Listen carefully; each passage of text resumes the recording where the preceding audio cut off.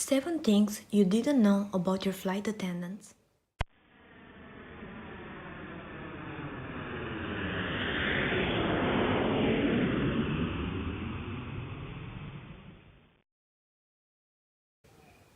They are trained to deliver babies on board.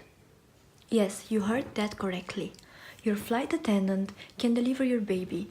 Along with other medical instruction, part of your flight attendant's training includes helping to bring life into the world. They are trained in how to safely deliver babies until the emergency services can take over on ground. Your little one may even find himself with free air travel for the rest of his life. Though don't get your hopes up if the miracle of birth occurs on a budget airline. Your flight crew is often flying together for the first time. It may not seem obvious in flight, but flight attendants often work with a constantly rotating group of co-crew. For example, Emirates has over 20,000 flight attendants flying to over 140 destinations, so you have to be good at making friends fast, saying goodbye, and getting over both minor and major cultural differences. They get quizzed before each flight. Before embarking on every journey, they undergo a briefing with a senior cabin crew member in which they are asked emergency procedure questions and medical questions. Failure to answer correctly means being taken off the flight. Grooming standards are strict. Wonder why cabin crew always look immaculate? That's because they are punished if grooming standards are not followed to the letter. Skirts cannot go above the knee. Lipstick has to be a certain shade of red and constantly applied, and nails must always be manicured with only pink, red or French polish. Some airlines have been known to check the color of your bra before a flight, so being on your best beauty behavior is a must. They can sleep on board the aircraft.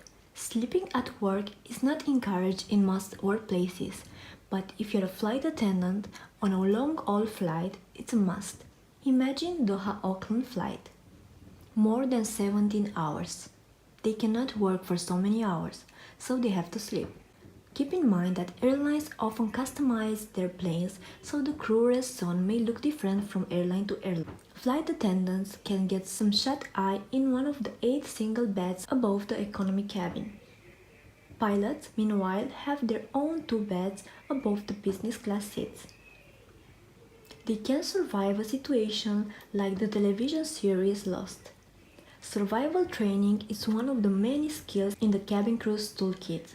They know how to create a shelter, gather food, find safe drinking water, and attract help in the Arctic, jungle, rainforests, and deserts, which means you really are safe in their hands.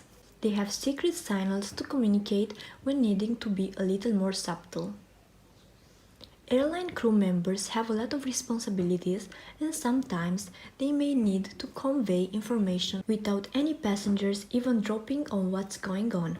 The different chimes on different aircrafts mean different things, so those things you hear during the first and last stages of flying let flight crews know that the most dangerous parts of the journey are over. The first and last 10,000 feet of flying are the most dangerous because of takeoff and landing. Other bells go off when there is an emergency or a call between members of the flight crew. There are even signals for severe turbulence, but communication gets really serious when anyone, flight crew or not, tries to get in or out of the cockpit. There are certain ways you are supposed to communicate with the cockpit during flight, especially if there is a flight attendant trying to get in or a pilot trying to get out. A breach of the cockpit is pretty much the worst thing that can happen during a flight.